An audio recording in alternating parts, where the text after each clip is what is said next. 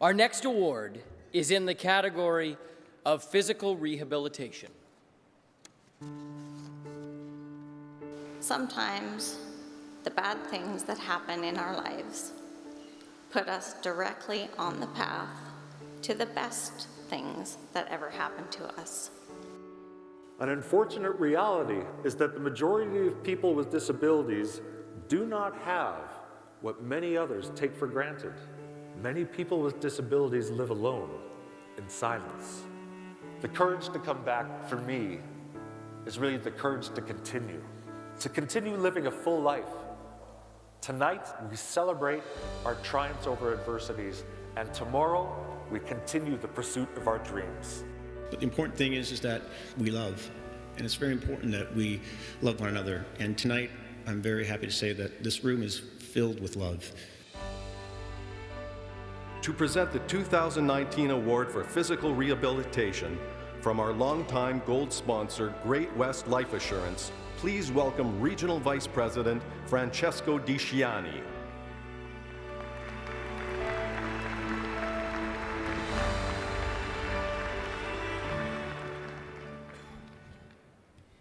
This award recognizes a person who has endured major trauma or injury which has required extensive physical rehabilitation and who has gone on to support and to inspire others.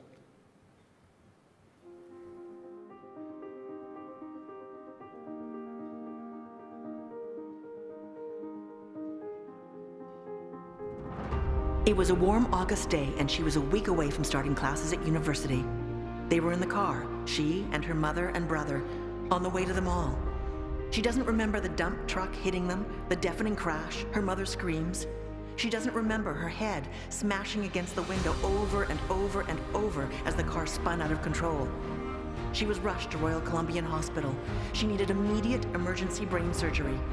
She was given a 5% chance of survival. She was 18 years old.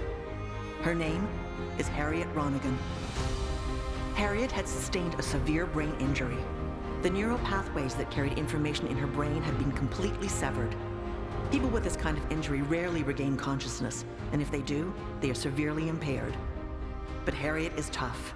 Against all odds, she survived the surgery, but she was left in a coma and no one knew if she would ever wake up. It would take 14 weeks, but one day, Harriet opened her eyes. Her first thought was that she was having a nightmare. She couldn't move, she couldn't speak, she wanted to scream. She was trapped in an unresponsive body, and it didn't take long before she knew that life was never going to be the same again. Doctors explained that Harriet would have to learn all over again how to make her brain make her muscles work. It was agonizing. Physiotherapy, speech therapy, endless, exhausting exercises to help her learn to move, to talk. She was told she would never walk again. Every day seemed to reveal a new, ugly reality. Her friends had gone off to school, her boyfriend broke up with her, and although she knew she was lucky to be alive, the accident brought all of Harriet's hopes and dreams to a screeching, screaming halt. It would have been understandable to doubt or be afraid, to simply give up and stop trying, but that's just not Harriet. For Harriet, quitting was not an option. She would not give in to fear. After 10 months in hospital, Harriet was finally sent home in a wheelchair. But she was determined to visit the hospital that summer on her own 2 feet. So she worked hard, very hard, and one day in July, using a walker, Harriet walked into Royal Columbian Hospital. In her old room lay a teenage boy in a coma. He had been in a terrible motorcycle accident. His father sat at his bedside, devastated. She doesn't know why she did it, but Harriet reached out to him, told his father that she had been in that very bed only a year before. The man's face transformed. She had given him hope just by sharing her story. That's when Harriet found her purpose. She would share her story to give others hope that recovery is possible. Determined for a happy ending, she continued her unrelenting therapy, and on December the 31st of that year, only 16 months after her accident, Harriet walked out her front door completely on her own. Harriet's dream for her life went far beyond simply walking on her own. She wanted to fall in love, to get married, to have a baby, to have a house and a dog. It was just 19 months after the accident when Harriet asked Tyler out on a date. 7 years later, they were married. And last year, Harriet gave birth to Charlie. Together, they live in their lovely little house with their dog, Poppy. Determined to give hope in hopeless situations, Harriet makes annual presentations to a physiotherapy class at UBC and returns regularly to GF Strong Rehabilitation Hospital to share her story with other survivors. She has completed a manuscript of a book telling her story from accident to recovery. She has consulted with ICBC to help their understanding of the challenges facing accident victims, and she has given countless interviews to newspapers and magazines, on television and radio, as far away as the BBC in Britain, talking about brain injury and offering hope and practical advice. She walks and speaks differently than she once did, but everyone who knew Harriet before the accident says this: nothing essential has changed. Her drive and determination, her charisma and sparkling wit are undamaged, intact. She is hope when hope is lost for so many people. I knew it was gonna happen because I wasn't gonna stop trying until I got there. Telling her story and spreading hope to those still struggling is courageous. And this is the story of how Harriet Ronaghan defied all the odds with her strength and determination and her incredible courage to come back.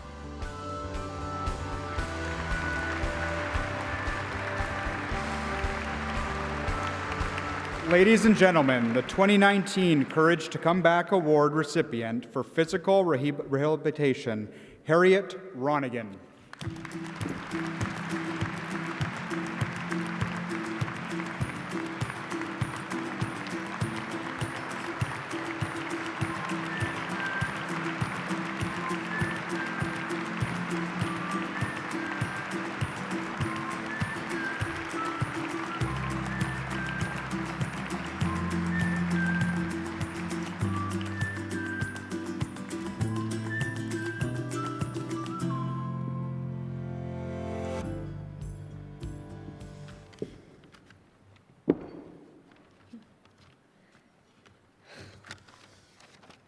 Thank you. Wow. This is a big room with a lot of people. But I'm just going to look at my son and my husband and read.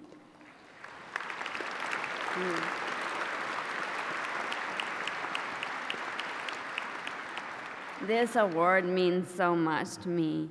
Thank you so much for acknowledging how hard I have worked to get to where I am. To my family, I can only imagine what you went through during those 3.5 months while I was in a coma. To my parents, Mommy, thank you for being my cheerleader, my terrier, and helping me whatever the problem.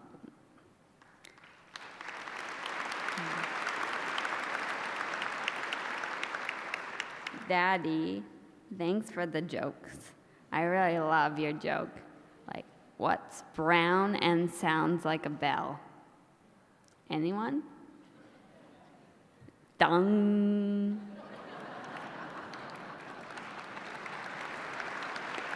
Thank you for turning my frown upside down. You made me smile and laugh, which was sometimes the best medicine of all. To Tyler, my husband, thank you for loving me unconditionally and for your encouragement and belief in me. I really couldn't have done it without you.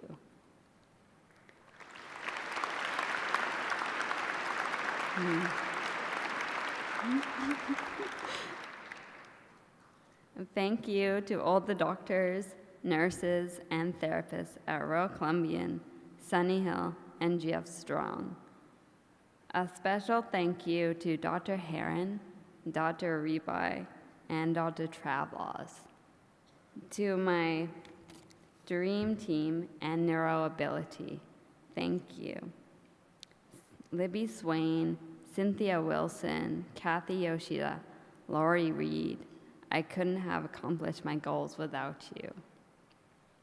To my gym trainers, David and Garrett, thank you. And my gratitude to my close friends who stuck by me throughout everything. I could go on, but the list is endless, like you can imagine. So instead, I'd like to tell you what this award means to me. At Sunny Hill, there were a lot of unknowns about how far I'd recover, if I'd eat, if I'd get full mobility back, what the quality of my life would look like. But I had some pretty lofty dreams. One dream was especially vivid, and it was reoccurring too. I was getting married and walking down the aisle. A baby followed. I was a mother. We lived in a quaint little house on a hill. Just my husband, our baby, our black Labrador, and me. I am here to tell you that sometimes dreams do come true.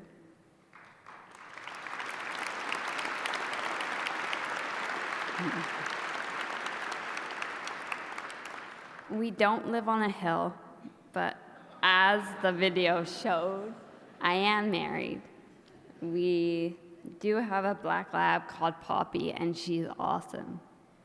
I did walk down the aisle 3 years ago, and I did have a beautiful baby, Charlie, 10 months ago. In my life, I only ever had one goal. Hi, Charlie. And that was to be a mother and have a family. I am living my very own dream.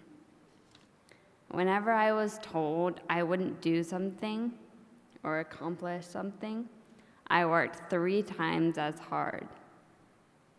My husband says my determination can be stubborn, but it is also inspiring because I can find a way to solve a problem. To everyone facing adversity and challenge, I want to tell you to never stop trying. Don't give up. Your story isn't over. Keep pushing and striving for those dreams because where there's a will, there's a way. And one day, those dreams could become your life, like my dream became my reality. To close, I'd like to dedicate this award to my son, Charlie.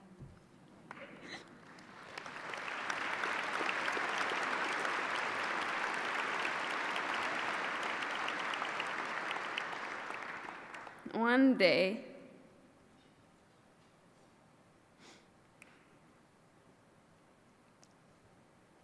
you'll see this on our bookcase and you'll ask me about it. I'll get to tell you all about my recovery and explain exactly where hard work and determination can get you. Again, I thank you.